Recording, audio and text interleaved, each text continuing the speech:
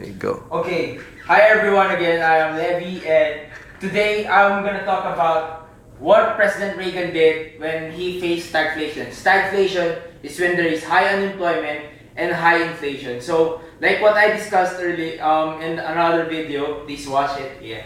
I discussed that when you try to lower inflation, you're practically increasing your unemployment. But when you try to decrease your unemployment, you're practically increasing your inflation.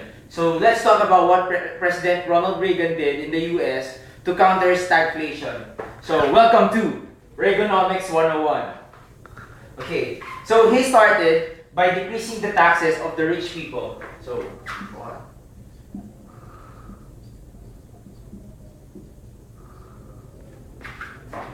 he practically did this. So rich people, he expected rich people to invest or consume the money, so there would be higher aggregate demand for the whole country. So, but what happened is, and we're gonna elaborate this later, rich people did not really spend anything. They invested in other countries and such.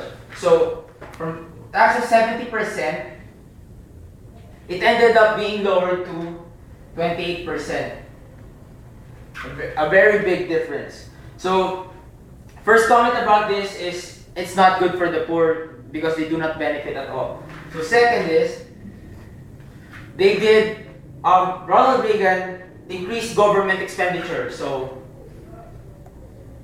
G stands for government expenditure. Okay, he used this to improve the United States defense, the military weapons, aircraft, and even nuclear power. So the irony in this part will be that they decreased government income by lowering taxes, but they increased government expenditure. So we could see the problem here already. So again, the welfare for the poor is down. Welfare for the poor. So this is what happened. I'm gonna show it to you in the aggregate supply, aggregate demand. This is the theory, okay? Here.